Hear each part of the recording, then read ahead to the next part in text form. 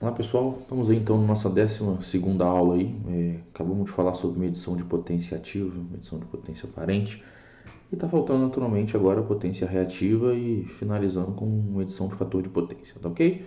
Então, na mesma linha de raciocínio, eu vou seguir aqui para a gente falar sobre medição de potência reativa e depois logo na sequência de fator de potência. Bom, medição de potência reativa, né? Tá aí, né? Para que a gente precisa medir potência reativa? Cada vez mais as cargas aí consomem reativo. Na indústria isso já é comum, né? Tanto é que já há muitos anos é necessária a correção do fator de potência devido ao consumo de reativo. Reativo é uma potência necessária ao sistema para fazer as cargas funcionarem. Sem os reativos não existiria campos magnéticos e naturalmente um monte de equipamento elétrico não funcionaria. Transformador não funcionaria, motor não funcionaria. Então todos esses equipamentos precisam da potência reativa para exercitar, para poder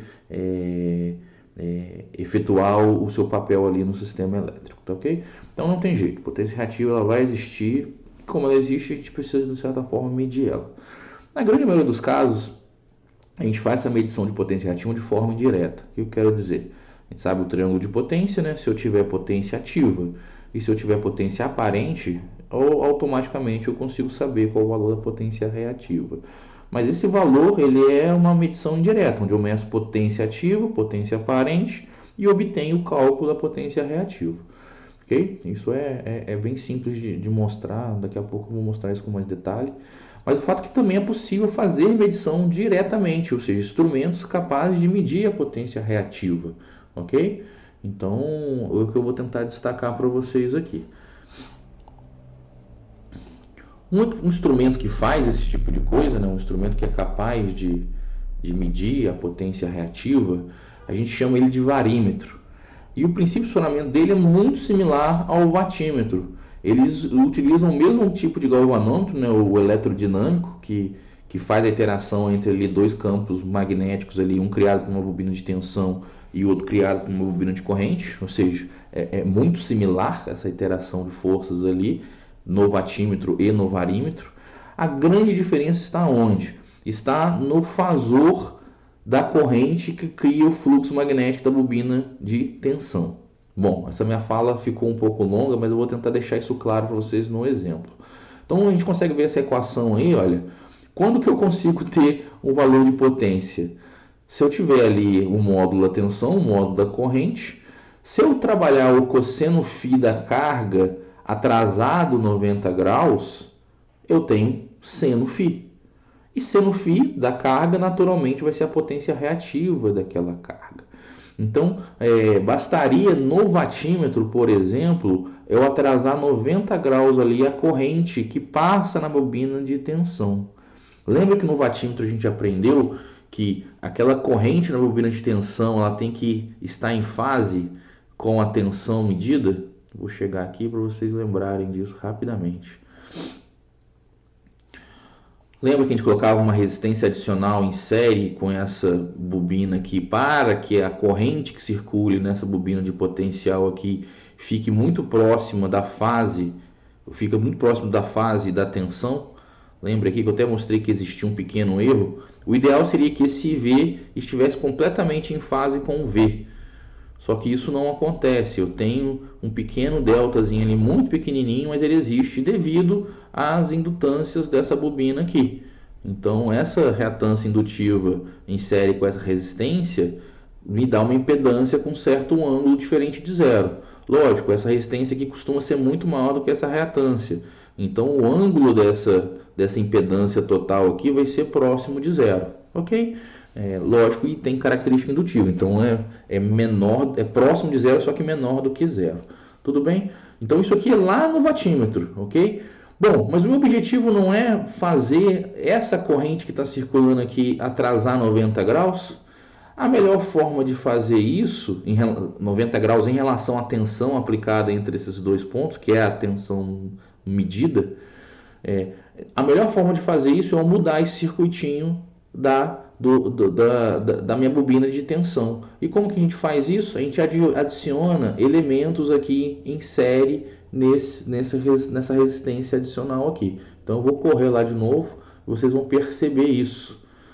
como esse varímetro é construído. Na verdade, ele é um watímetro com ajuste, com mudanças internas, principalmente da bobina de potencial. Então repare que antes lá no watímetro só tinha essa resistência adicional aqui. Agora não, agora a gente adiciona a essa resistência adicional uma reatância ou um indutor adicional aqui também, ok? E além disso a gente coloca uma resistência em paralelo com a bobina de potencial. Bom, por que eles fizeram esse arranjo aqui? Tanto de colocar uma resistência em paralelo, quanto de colocar uma reatância em série com uma resistência. Esse diagrama aqui tenta mostrar isso para a gente. Lá no watímetro, o objetivo era o quê? A tensão aplicada a V ia produzir uma corrente que circularia nessa bobina de potencial quase em fase. Ou seja, o IV que está passando nessa bobina, ele deveria estar aqui, ó, quase em fase com esse fasorzão V aqui. Ok? Isso no watímetro. Só que no varímetro, como a gente viu por essa expressão anterior aqui, ó, eu teria que atrasar 90 graus. Eu tenho que fazer aparecer esse menos 90 graus para que ele consiga medir seno de φ ao invés de cosseno φ. E para fazer isso internamente no instrumento, a gente tem que fazer esse V ficar aqui, ó. Ao invés de ele estar quase em fase com a tensão, ele tem que estar quase 90 graus com a tensão. E a melhor forma que eles encontraram para fazer isso é através desse circuitinho aqui. Então a gente consegue perceber o que? Ao aplicar essa tensão V, eu tenho uma composição de tensões, ou seja, a tensão V nada mais é do que a queda em cima desse BC aqui e a queda em cima desse AB. Vamos ver quem é essa queda em BC? Está aqui, ó. A queda na reatância adicionada, a queda na resistência adicionada. Portanto, esse ponto aqui, eu tenho a tensão VAB, que é a tensão real em cima da bobina, ok? Bom, a gente sabe que essa tensão real, e isso aqui é puramente ou quase puramente indutivo, a corrente IV está quase atrasada em relação ao VAB. Tá vendo aqui, ó, que ela é quase 90 graus em relação ao VAB? E por que isso aqui acontece? Naturalmente, isso aqui é uma composição muito indutiva, uma bobina aqui muito indutiva. Então, o que o pessoal inventou moda aí? Adicionou essa resistência IRS, que somada com a IV vai dar o IB. E essa corrente IBC que vocês estão vendo aqui, ó, a posição que ela acaba ficando geométrica nesse diagrama fasorial, permite que isso aqui aconteça. Eu tenho uma queda em R dessa forma e uma queda em X dessa forma. E ao olhar a corrente V em relação à tensão V, elas estão em 90 graus. Ok? Então esse arranjo de adicionar uma reatância X aqui, um indutor aqui, e em paralelo com a bobina colocar uma resistência, isso tudo interno ao instrumento, eu acabo atrasando essa corrente da bobina de potencial em 90 graus. E aí o meu watímetro que antes media VI cosseno φ, agora ele mede VI seno φ. Então ele deixou de ser um watímetro e passou a ser um varímetro. Ok? E é um instrumento que realmente indica a potência reativa daquele circuito. Ok? Bom, então aqui eu mostrei para vocês como é que se utiliza um instrumento para fazer isso. Mas eu posso novamente, vou só reforçar que eu já falei isso na aula anterior, utilizar o método da conexão Aron em cargas equilibradas, lembrem disso, tá? Essa técnica da conexão Aron para medição de potência ativa, como eu já falei, ela funciona para cargas equilibradas e desequilibradas, se eu não tiver o neutro, conexão de neutro. Ou seja, por exemplo, vocês estão vendo aí, só a fase ABC. Mas, na conexão Aron, se a carga estiver equilibrada também, além de não ter o neutro, eu consigo medir a potência reativa total. Fazendo o quê? Raiz de 3 W1 menos W2. Então, já mostrei para vocês que quando eu tenho um circuito equilibrado, o W1 vai sempre respeitar essa equação e o W2 vai sempre respeitar essa equação, sendo esse φ aqui o ângulo da carga. E aí eu provei também que ao fazer W1 menos W2 vezes raiz de 3, eu tenho a potência reativa total trifásica dessa minha carga. Isso eu já provei na aula anterior, então não adianta. Aqui eu estou mostrando que dá para medir potência reativa utilizando 2 watímetros em conexão Aron. E o critério para usar isso é quando eu tenho carga equilibrada. E aí, naturalmente, se a carga é equilibrada, Pode ou não ter o corrente de neutro, pode ter ou não o conector de neutro, tá? Mas lembrem que a conexão Aron não pode ter a soma das correntes IA, B e C diferente de zero. Elas têm que ser igual a zero. Bom, um outro artifício, pessoal, de você usar vatímetro para medir potência reativa, lembrando, para fazer isso, para medir potência reativa, eu tenho que estar com o fasor de tensão 90 graus atrasado. Lembrem disso. Eu tenho que ter tensões medidas com 90 graus de atraso em relação ao que seria no vatímetro. Então, a forma de eu conseguir que o vatímetro me entregue um valor de potência reativa é medir uma tensão que está atrasada a 90 graus. E a melhor forma de fazer isso numa carga equilibrada é usar o que a gente chama de tensões de quadratura. O que quer dizer essas tensões de quadratura? Eu vou olhar um fasor de tensão que está em relação à fase que eu estou conectado, no caso o vatímetro W1, se ele está ali para cima, ali, olha o VA dele onde está. O VA dele está aqui em 90 graus para cima. Eu vou ter que dar um jeito de aplicar uma tensão nesses dois terminais da bobina de tensão do meu vatímetro 1 que esteja atrasada a 90 graus. Eu tento fazer isso com W1, com W2, com W3. Esse é o exercício, é tentar achar uma diferença de potencial que ao medir ela vai estar 90 graus atrasada em relação à fase onde está o vatímetro. E isso é possível sim, quando o circuito está equilibrado e quando eu pego a tensão de quadratura. E o que seria essa tensão de quadratura? Eu vou tentar deixar isso bem claro para vocês aqui agora.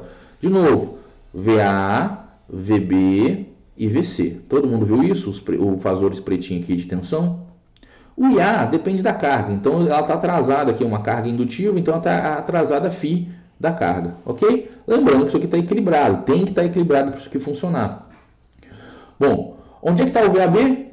VAB é o VA menos o VB. Então, um fasor subindo aqui, ó, esse azulzinho que está aqui. Ok? Quem é o VBC? VBC é uma tensão que sai de B e vai para B. Está aqui, ó, na horizontal aqui, à direita aqui. E quem é o VCA? É uma tensão que sai de A e vai para C. Está aqui embaixo, aqui, o azulzinho aqui embaixo.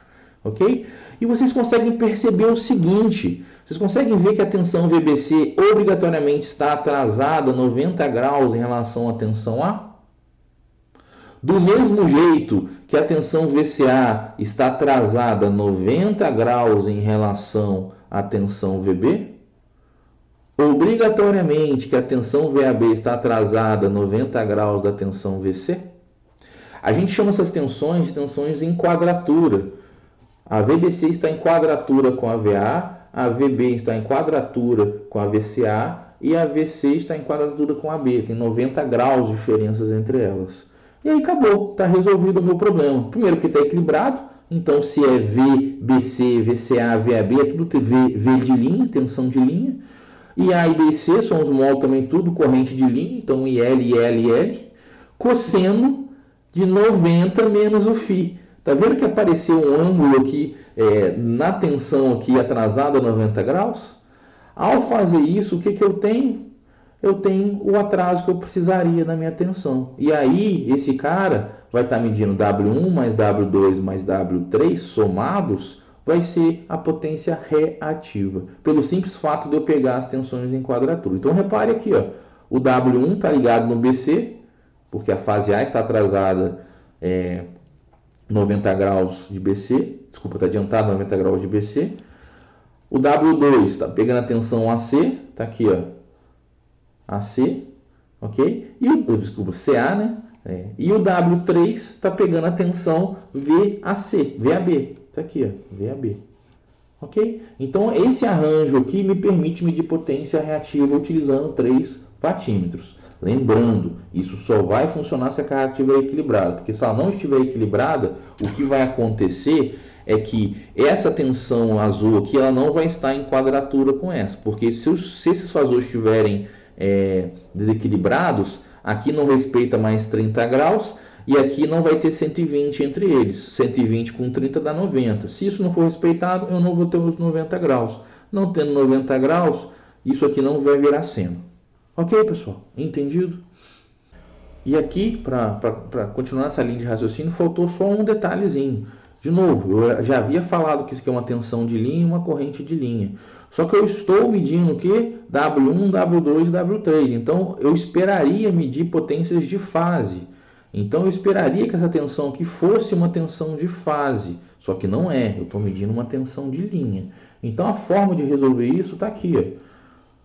Eu pego e dividiria por raiz de 3. Então, eu teria a potência reativa da fase A tensão que eu estou medindo, vezes a corrente que eu estou medindo, o seno do ângulo, que já naturalmente apareceu o seno do ângulo φA, dividido por raiz de 3.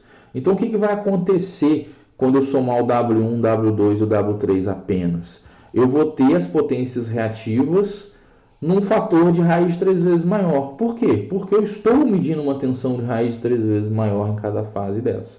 Então a melhor forma de resolver, a única forma de resolver isso é sabendo que a potência reativa total da carga trifásica vai ser o W1 mais o W2 mais o W3 dividido por raiz de 3. Não pode esquecer esse raiz de 3. Por quê? Ao pegar a quadratura, eu não vou estar medindo uma tensão fase neutra, eu estou pegando uma tensão de linha, que é raiz de 3 vezes maior. Se ela é raiz 3 vezes maior, a soma desses três caras aqui vai ser raiz 3 vezes maior. Para resolver isso, eu tenho que dividir por raiz de 3.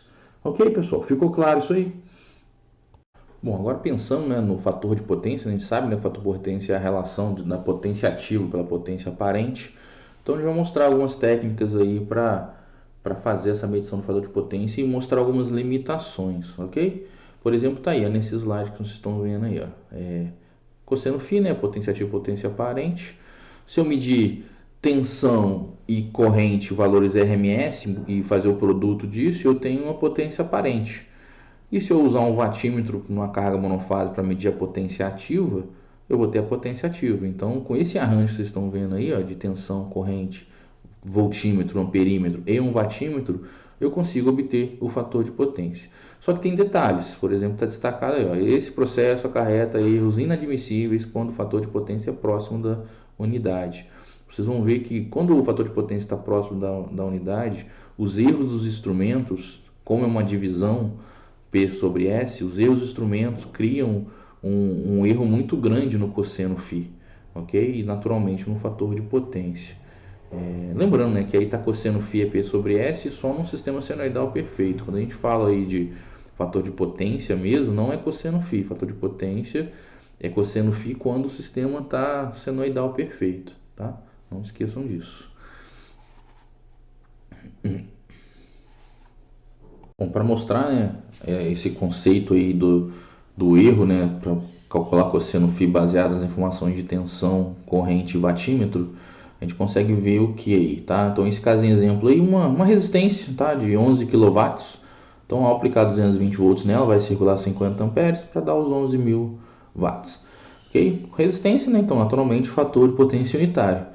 E aí a gente vai e faz o seguinte, a gente considera que o erro do voltímetro dos instrumentos é de 1%, ou seja, o voltímetro tem um erro de 1%, o amperímetro tem um erro de 1%, e o watímetro também tem um erro de 1%, ok? E aí, naturalmente, eu tenho uma medição do watímetro com um erro. No caso aqui eu estou errando para baixo, então eu estou tirando 1% do valor da medida que o watímetro deveria fazer de 11, ok? E na tensão eu erro para cima, tanto na tensão quanto na corrente, errando 1% para cima na tensão e errando 1% para cima na corrente. Na hora que eu faço essa conta, olha o fator de potência para onde vai? 0,97. Então, quando você vê algo desse tipo aqui, você já não associa uma resistência, porque o fator de potência já errou consideravelmente. 1% de erro fez o fator de potência mudar muito.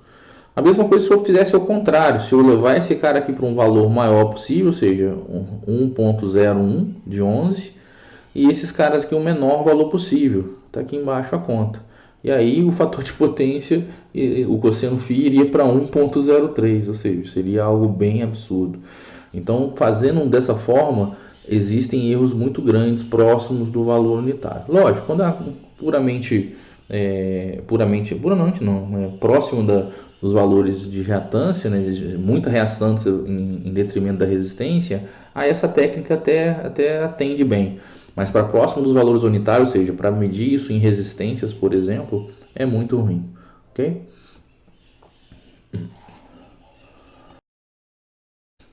Um outro ponto importante também que a gente tem que falar relacionado ao que quer dizer, né, o fator de potência, né? O fator de potência ele indica aí quanto de potência ativa e reativa estão sendo consumidas por um certo sistema, mas também representa o defasamento entre a onda de tensão e a onda de corrente, pensando em valores instantâneos.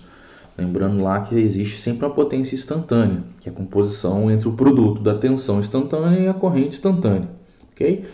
Bom, então a gente percebe o seguinte: quando o sistema monofásico, dá para ver facilmente esses fenômenos, né? No resistor fica em fase, no indutor perfeito fica 90 graus atrasado e no capacitor perfeito a corrente fica 90 graus adiantada, ok? E a mesma coisa acontece numa carga trifásica equilibrada. Só que quando você tem um desequilíbrio, um sistema completamente errado, fase A resistência, fase B reatância indutiva, fase C reatância capacitiva, isso muda completamente de figura. E aí perde um pouco o sentido de você falar, de fazer as contas trabalhando com a média de fator de potência por fase. Então, primeira regrinha, não se trabalha de forma individual. Você até obtém nos medidores, os qualímetros em geral, eles apresentam fator de potência trifásico total e os fatores de potência de cada fase, para você ver o comportamento de cada fase. Mas obter o total a partir dos fatores de potência de fase não faz sentido. E a gente vai mostrar isso aqui nos próximos slides. Ok? Bom, então, antes de mostrar, né, que isso não faz sentido, né, a forma de se fazer é como? O fator de potência trifásico vai ser a potência total pela potência aparente. Sempre isso. O fator de potência da fase A vai ser a potência ativa da fase A dividido a potência aparente da fase A. E assim por diante, tá? Aqui é só para mostrar que potência total, né, é o somatório das tensões vezes correndo e o cosseno do ângulo entre elas. E a aparente total é a potência ativa, que está aqui, ao quadrado, mais a potência reativa total ao quadrado, que está aqui, tudo isso raiz, ok?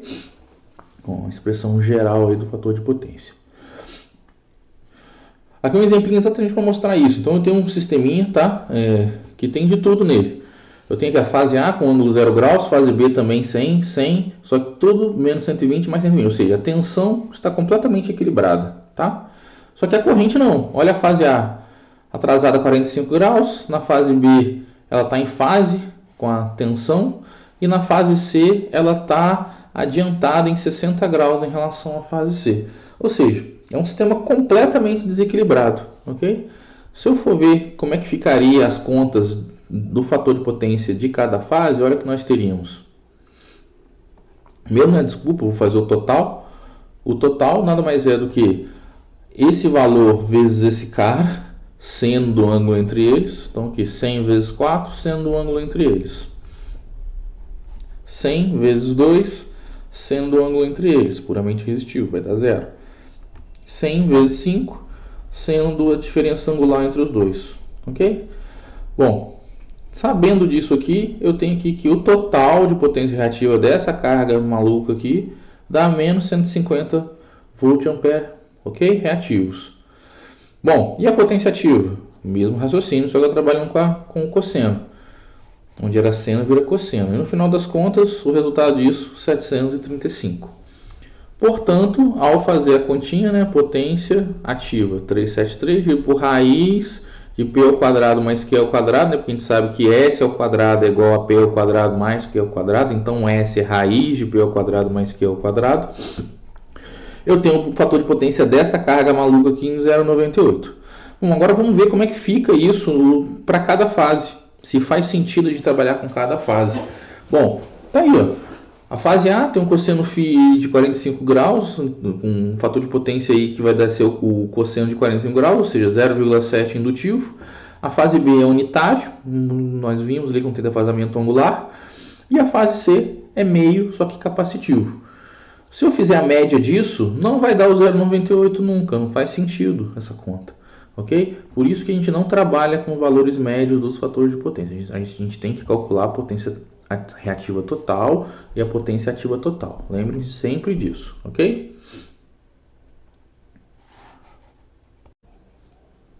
Bom, esse arranjo é interessante porque ele também, novamente, né, ele traz alguns erros, mas ele facilita em alguns pontos. Como, por exemplo, ao medir com o voltímetro e o amperímetro as mesmas grandezas que o watímetro W1, Lembrando, o que o gatilho do W1 está medindo aí? Ele está medindo a tensão VAB, né, o módulo da tensão VAB vezes o módulo da corrente A, cosseno do ângulo entre esse VAB e esse A, tá? Então ele vai saber qual o cosseno do ângulo disso aí.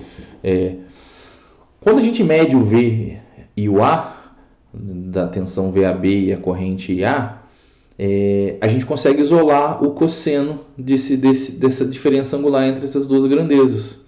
Então, naturalmente, você vai achar um ângulo aí. E esse ângulo vai ser o mesmo ângulo que vai ser usado se eu for aplicar a conexão Aron, ao invés de usar cosseno, usar seno. Então, olha que coisa interessante. O W1, ele é VA cosseno do ângulo, ok? Portanto, se eu tenho W1, V e A, eu acho esse cosseno do ângulo. Sabendo o cosseno do ângulo, eu acho o ângulo, ok? Então, eu vou saber o ângulo dessa medição aqui, dessa conexão aqui. A mesma coisa esse cara aqui de baixo. Então, isso aqui, olha, é obtido. Esse ângulo VAB e A é possível obter ele através desses três caras aqui. A mesma coisa vale para esse CB e C. Porque eu tenho os módulos e tenho o valor resultante, então o cosseno do ângulo eu tenho. Sabendo o cosseno do ângulo, eu tenho um ângulo. E aí, a conexão Aron, pensando em varímetro, funciona também. Portanto, eu teria aqui VAB e A seno, só que agora seno, do ângulo que eu já conheço. Mais VCB e C, seno do outro ângulo que eu já conheço também. E a vantagem dessa aplicação é o quê? De novo, né? A conexão Aron só funciona quando eu não tenho retorno por neutro. Ou seja, pode ser uma carga desequilibrada, mas não pode ter retorno pelo neutro, ok? Que aí esse tipo de arranjo aqui se pode se fazer. Tendo a potência reativa, eu já tenho ativa, né? A ativa é W1 e W2 pela lógica da conexão Aron. Teria a reativa, portanto, bastaria implementar a fórmula de potência, que a gente sabe, potência ativa na parte de cima, potência ativa ao quadrado na parte de baixo, mais a potência reativa ao quadrado na parte de baixo. Somadas, raiz, eu tenho o fator de potência. Okay? Então é mais um arranjozinho aí que pode ser utilizado aí para obter o fator de potência, ok? Então, para entender isso aí, né, esse tipo de solução para obter o fator de potência, primeira coisa, né, calcular aí a potência ativa do circuito. Fácil, né? Como é a conexão Aron, então é só somar o W1 e W2, 1500. Bem fácil. Potência reativa, essa já é um pouquinho mais difícil, porque a gente tem que fazer a seguinte conta. Vou colocar aqui no Note para vocês perceberem. Fiz a continha aqui, ficou feio, mas dá para entender. Qual que é a ideia da coisa, tá, gente? Bom, então um exercício aí para mostrar exatamente a ideia da coisa, tá? Então a gente sabe, né, que o W1 nada mais é do que a tensão VAB vezes o IA cosseno do ângulo entre eles. Essa diferença angular entre eles eu estou chamando de X. E o W2 nada mais é do que a tensão VCB, que é a outra tensão da conexão Aron, vezes a corrente na fase C, cosseno do ângulo entre essas duas tensões, essa tensão e essa corrente, que eu estou chamando de ângulo Y. Arrumando a equação primeira ali, eu tenho cosseno de x, é o W1 pelo VAB e A. Faço a conta, eu tenho um cosseno φ de 0,4545. Naturalmente, quando eu faço o arco cosseno, eu tenho um ângulo x aí de 62,96. Esse ângulo x, lembra que na conexão Aron não faz muito sentido se a carga estiver desequilibrada. Então, esse ângulo aí pode ser ângulo qualquer, tá ok? Bom, na parte de baixo, mesma equação, W2, cosseno Y, W2, VCB e C. Ao fazer essa conta, eu tenho um cosseno φ bem pequenininho aí, de 0,0909. Também fazendo um arco cosseno disso, eu tenho um ângulo de 84,78. Bom, aí agora novamente voltando a usar a conexão Aron, só que usando o varímetro, que também funciona, o princípio é o mesmo, eu teria o quê? Que o Q1 seria o VAB e A seno de x e o Q2 seria o VCB e C seno de x. Desculpa, x não, acabei colocando errado aqui, desculpa, que é y. Tá? Eu fiz a conta correta, mas apresentei aqui na equação errada. Tá? Bom, o fato é que ao fazer esse produto aí, eu tenho um Q1 e um Q2, tá? De potência reativa no arranjo de conexão Aron, então a total vai ser a soma das duas. 7.436, vamos ver que a carga aqui tem muito mais reativo do que potência ativa. Aí o fator potência ficou fácil, ficou 1.500 dividido por raiz de 1.500 ao quadrado mais 7.436 ao quadrado. Fazendo essa conta, eu tenho um fator de potência de 0,1977. Bom, o que é importante a gente destacar aqui? Destacar aqui que a gente tem que entender a predominância do reativo. Esse tipo de solução aí só faz sentido quando eu sei que a carga é puramente indutiva ou puramente capacitiva. Porque se eu estiver muito desequilibrado ao ponto de uma carga ter indutivo e ter capacitivo, eu vou ter problemas com esse tipo de solução, tá? Mais uma vez, não é uma solução a melhor do mundo não, tá ok? Bom, voltando aqui então para o PowerPoint.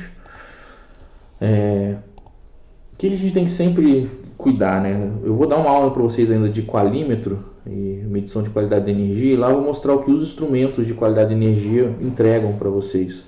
Vamos ver lá que uma das variáveis que ele entrega são os fatores de potência trifásico e o fator de potência de cada fase. E aí vocês vão perceber que com todo o processo de amostragem, separação em frequência de 60 Hz, amostragem do sinal para tirar a parte distorcida, vocês vão ver que os qualímetros conseguem entregar para a gente um conjunto de informações a mais do que simplesmente essas que a gente está fazendo aqui com medidores analógicos. Então vocês vão perceber que hoje em dia existe outro elemento que compõe uma potência do sistema elétrico, como por exemplo aqui ondas distorcidas. Ao invés de eu ter simplesmente o triângulo de potência, né, a potência ativa, a reativa e a aparente, definindo o cosseno φ aqui para sinais senoidais, quando eu tenho uma onda completamente distorcida, vai aparecer um quarto elemento, que a gente chama esse elemento D aqui, que seria uma potência de distorção. Então a potência aparente total não é mais apenas a potência ativa e a reativa. Ela é também a potência ativa, reativa, mais a de distorção. Aparecendo para a gente o conceito de um tetraedro de potência. Ok? Gente, dentro desse universo aí tem um mundo. Essas definições, as metodologias para cálculo de potência são gigantes. E na disciplina de graduação não faz sentido a gente abordar isso. O fato é que vocês têm que entender isso. Que fator de potência é potência ativa por potência aparente. Não é cosseno φ apenas. Tudo bem? Então é isso aí, pessoal. A gente vai para a próxima aula, ok?